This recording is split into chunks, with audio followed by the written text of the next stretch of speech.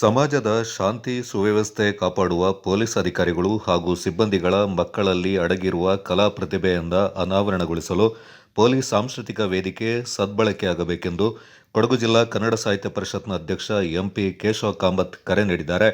ಕೊಡಗು ಜಿಲ್ಲಾ ಪೊಲೀಸ್ನ ಕೊಡಗು ಪೊಲೀಸ್ ಸಾಂಸ್ಕೃತಿಕ ವೇದಿಕೆ ವತಿಯಿಂದ ತಿಂಗಳಿಗೊಂದು ಕಾರ್ಯಕ್ರಮದಡಿ ಮಿಡಿದ ಪೊಲೀಸ್ ಹೃದಯಗಳಿಂದ ಘೋಷವಾಕ್ಯದ ಪ್ರತಿಭೋತ್ಸವ ಮಡಿಕೇರಿಯ ಗಾಂಧಿ ಭವನದಲ್ಲಿ ನಡೆಯಿತು.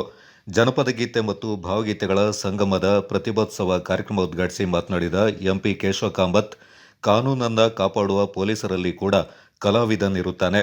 ಈ ಕಲಾವಿದನ ಪ್ರತಿಭೆಯಿಂದ ಪ್ರತಿಬಿಂಬಿಸಲು ಪೊಲೀಸ್ ಸಾಂಸ್ಕೃತಿಕ ವೇದಿಕೆ ಹೆಚ್ಚು ಉಪಯುಕ್ತವಾಗಿದೆ. ಇದೇ ವೇದಿಕೆಯಲ್ಲಿ ಪೊಲೀಸ್ ಅಧಿಕಾರಿಗಳು ಮತ್ತು ಸಿಬ್ಬಂದಿಗಳ ಮಕ್ಕಳ ಪ್ರತಿಭೆ ಕೂಡ ಅನಾವರಣಗೊಳ್ಳಬೇಕು. ಇದರಿಂದ ಮಕ್ಕಳ ಪ್ರತಿಭೆಗೆ ಪ್ರೋತ್ಸಾಹ ದೊರೆತಂತಾಗುತ್ತೆ ಮತ್ತು ಶಾಲಾ ಕಾಲೇಜುಗಳಲ್ಲಿ ರಾಜ್ಯ ಮತ್ತು ರಾಷ್ಟ್ರ ಮಟ್ಟದಲ್ಲಿ ಸ್ಪರ್ಧೆಗಳಲ್ಲಿ ಪಾಲ್ಗೊಳ್ಳಲು ಸ್ಫೂರ್ತಿ ದೊರೆತಂತಾಗುತ್ತೆ ಅಂತ ಅಭಿಪ್ರಾಯಪಟ್ಟರು. ಕೊಡಗು ಪೊಲೀಸ್ ಸಾಂಸ್ಕೃತಿಕ ವೇದಿಕೆಯ ಕಾರ್ಯಕ್ರಮಗಳಿಗೆ ಕನ್ನಡ ಸಾಹಿತ್ಯ ಪರಿಷತ್ ಸಂಪೂರ್ಣ ಸಹಕಾರವನ್ನು ನೀಡಲಿದ್ದು, ಪೊಲೀಸರು ಕನ್ನಡ ಸಾಹಿತ್ಯ ಪರಿಷತ್ನ ಸದಸ್ಯತ್ವ ಪಡೆದುಕೊಳ್ಳುವಂತೆ ಎಂಪಿ ಕೇಶವ ಕಾಮತ್ ಮನವಿ ಮಾಡಿದರು.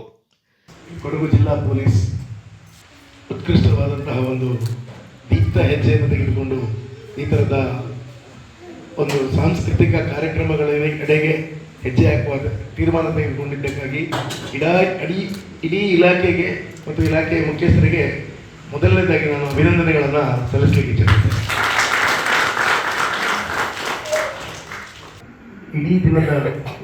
ಈ ತಿಂಗಳ ಜಂಜಾಟದ ನಡುವೆ ಒಂದು ದಿನವಾದರೂ ನಾವು ಎಲ್ಲವನ್ನು ಮರೆತು ಎಲ್ಲರೊಂದಿಗೆ ಬೆರೆತು ನಮ್ಮಲ್ಲಿರುವ ಪ್ರತಿಭೆಯನ್ನು ಪ್ರದರ್ಶಿಸಿ ಮನಸ್ಸಿಗೆ ಸಮಾಧಾನವನ್ನು ಒಂದು ಮುಂದಿನ ದಿನಗಳಲ್ಲಿ ಕೆಲಸ ಮಾಡಲಿಕ್ಕೆ ಚಂದ್ರದಲ್ಲಿ ಕೆಲಸ ಮಾಡಲಿಕ್ಕೆ ಅನುಕೂಲ ಆಗುವ ಹಾಗೆ ಒಂದು ದಿನದ ಮಟ್ಟಿಗಾದರೂ ನೀವೆಲ್ಲರೂ ಸೇರಿ ಪ್ರತಿ ತಿಂಗಳಲ್ಲೂ ಈ ಒಂದು ಕಾರ್ಯಕ್ರಮವನ್ನು ನಿರಂತರವಾಗಿ ನಡೆಸಿಕೊಂಡು ಹೋಗಬೇಕು ಅಂತೇಳಿ ಹಾರೈಸ್ತೇನೆ.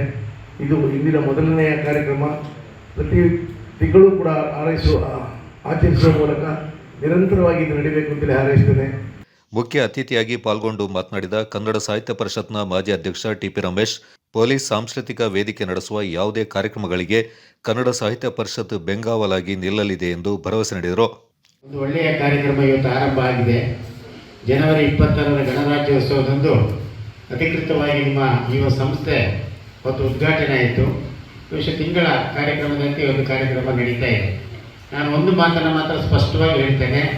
ಕೊಡಗು ಜಿಲ್ಲಾ ಕನ್ನಡ ಸಾಹಿತ್ಯ ಪರಿಷತ್ತು ಎಲ್ಲ ಕಾಲದಲ್ಲೂ ನಿಮ್ಮ ಎಲ್ಲ ಕಾರ್ಯಕ್ರಮಕ್ಕೆ ಬೆಂಗಾವಲಾಗಿ ನಿಂತು ನಿಮ್ಮನ್ನು ಪ್ರೋತ್ಸಾಹಿಸಿ ಬೆಳೆಸ್ತಕ್ಕಂಥ ಕೆಲಸವನ್ನು ಕನ್ನಡ ಸಾಹಿತ್ಯ ಪರಿಷತ್ತು ಕೊಡಗಲ್ಲಿ ಮಾಡ್ತದೆ ಅಂತಕ್ಕಂಥ ಮಾತನ್ನು ಈ ಸಂದರ್ಭದಲ್ಲಿ ನಾನು ಇಷ್ಟಪಡ್ತಾ ಇದ್ದೇನೆ.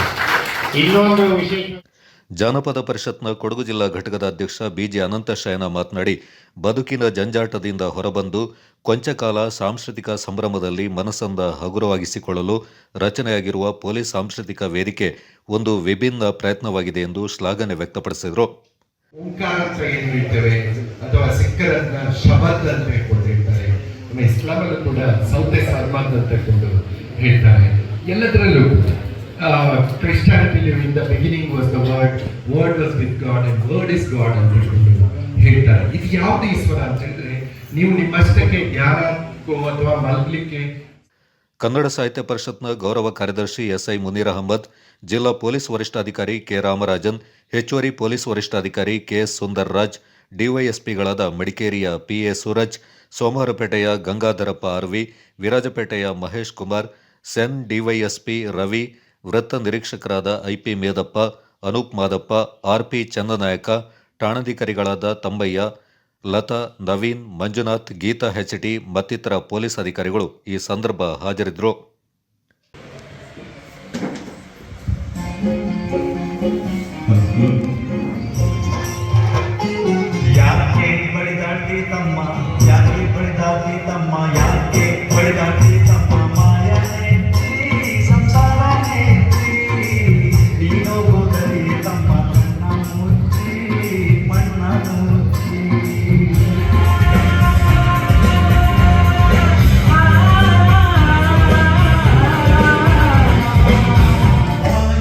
ಸಂಭವಿಸು ಹಿಂದೆನ್ನರುದಯ